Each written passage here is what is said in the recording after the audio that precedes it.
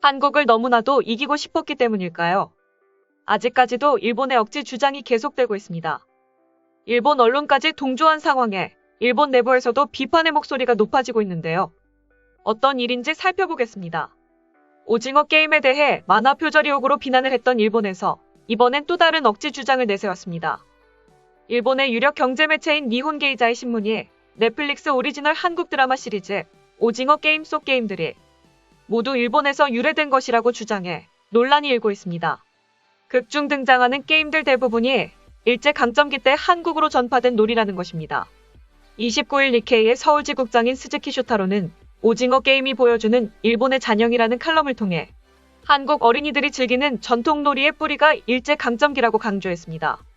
스즈키 국장은 오징어 게임을 보고 향수를 느낀 사람도 있을 것이라며 그것은 드라마 속 게임 대부분이 일본에서 유래했기 때문이라고 밝혔습니다. 대표 사례로 무궁화 꽃이 피었습니다를 들었습니다. 스즈키 국장은 이 놀이가 일본의 달마상이 넘어졌다와 가사만 다르고 규칙과 선율이 같다고 주장했습니다. 그는 한국의 이명수 연기 향토 박물관장의 발언을 인용해 자신의 주장을 뒷받침했습니다. 임 관장은 일제강점기 때 아이들이 일본어로 달마상이 넘어졌다는 놀이를 따라하는 것을 본 독립운동가가 같은 선율로 바꿔 무궁화 꽃이 피었습니다로 변형돼 퍼진 것이라고 말했습니다. 이 밖에도 드라마에 등장하는 딱지치기, 구슬치기, 달고나 뽑기 등이 모두 일본인에게 익숙한 놀이라고 지적했습니다. 심지어 드라마 제목인 오징어 게임 역시 일본이 원조라고 주장했습니다. 스즈키 국장은 칼럼에서 오징어 게임은 바닥에 S자를 그리며 서로의 진지를 공격하는 놀이로 일본이 뿌리라는 설이 있다고 설명했습니다. 스즈키 지국장은 또 한국어와 일본어 간 유사성, 중국에서 한반도를 거쳐 도래한 문화가 일본에 정착된 사례 등도 언급하면서 한국과 일본, 중국은 오랜 역사를 통해 서로 영향을 받고 있다고 언급했습니다. 결국 모든 게 다 일본으로부터 시작된 것이라고 주장하는 건데요. 그는 드라마와 같은 잔인한 놀이는 싫지만 세계 어느 거리에서 만약 달마씨가 넘어졌다를 듣게 된다면 이 역시 오늘날의 문화 전파일 것이라고 설명했습니다. 이어 니케이는 임 관장의 발언을 계속 인용하면서 한국 교과서에는 이 같은 놀이들이 일본에서 유래했다는 내용이 적혀있지 않다고 지적하기도 했습니다.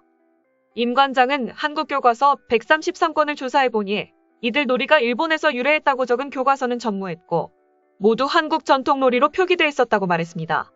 그러나 이외로 정작 일본 내부에서는 그렇게 받아들이는 분위기가 아니었습니다. 여러 일본인들이 이에 반박하듯 설정이 비슷, 그런 건 상관없잖아라며 데스게임이 일본에서 출발한 장르는 맞지만 그렇다면 같은 소재를 다뤘는데 왜 지금 한국 작품만 유난히 세계인의 호응을 얻느냐며 비판했는데요.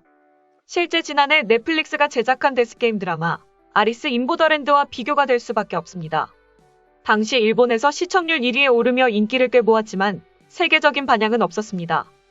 문화평론가이자 저널리스트인 마스타니 소이치로는 야후 재팬에 실린 글에서 일본을 중심으로 한 데스게임 작품의 가장 큰 매력은 가벼움인데 오징어 게임은 그 가벼운 소재를 무겁게 그려 전 세계적인 히트를 기록했다고 평가했습니다.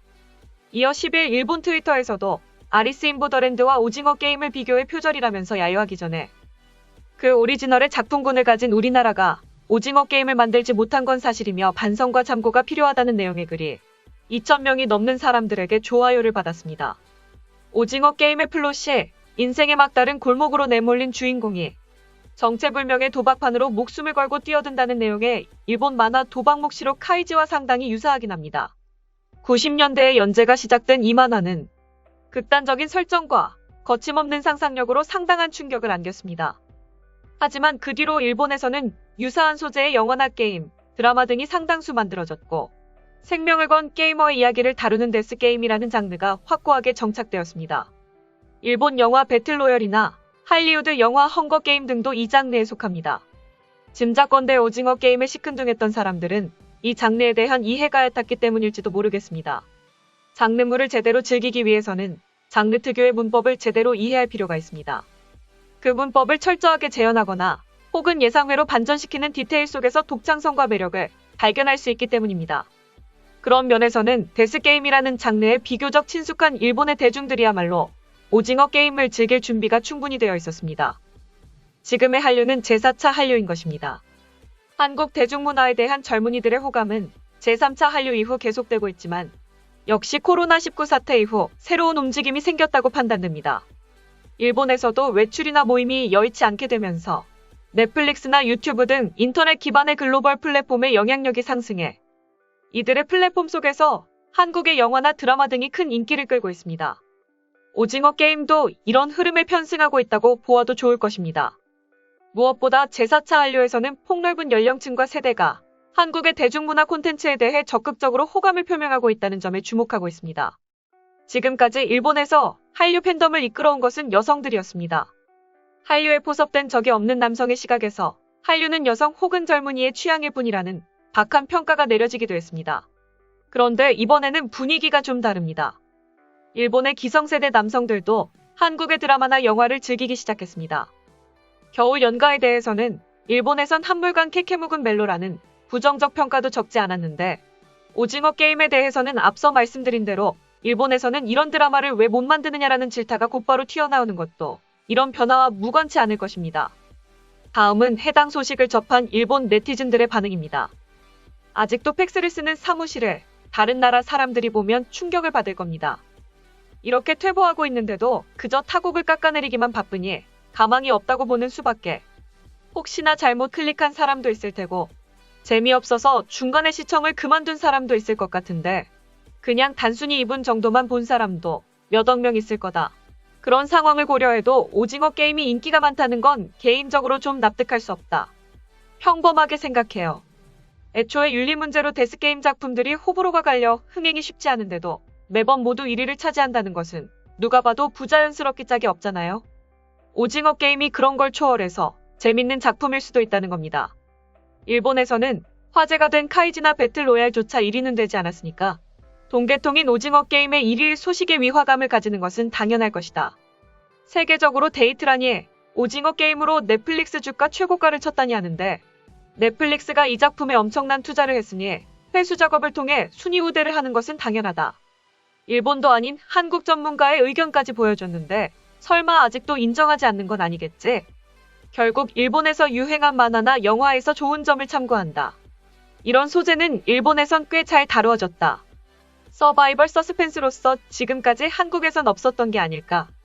적어도 드라마의 마지막까지 시청한 사람들을 대상으로 실시한 앙케이트 결과가 재미있다는 평가가 대다수라면 누가 봐도 대인기가 아닐까. 일제를 증오한다고 했음에도 아직까지 그 당시 놀이를 추억하는 한국 전문가조차도 일본의 놀이라고 말했으니 앞으로의 한국 반응이 어떨지 궁금하네. 일본의 흔한 데스게임물의 스토리를 담은 캐릭터는 당연히 일본에서는 유행하지 않겠지요. 반대로도 일본인이 좋아하는 캐릭터의 배경이나 다수의 복선이 있는 스토리는 세계적으로 유행하기 어렵습니다. 자국에 한정된 그런 스토리는 아무래도 이해할 수 있는 사람의 수가 적을 테니까요.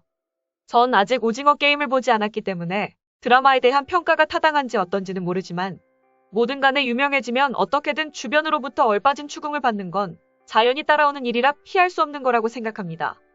지금까지 오징어 게임 표절 관련 소식을 접한 일본 네티즌들의 반응이었습니다. 내용 유익하셨다면 구독과 좋아요, 알림 설정 꼭 부탁드립니다. 여러분의 작은 행동 하나가 대한민국의 국격을 높입니다. 이 세상 모든 소식을 담은 올인박스는 내일도 최선을 다하겠습니다. 감사합니다.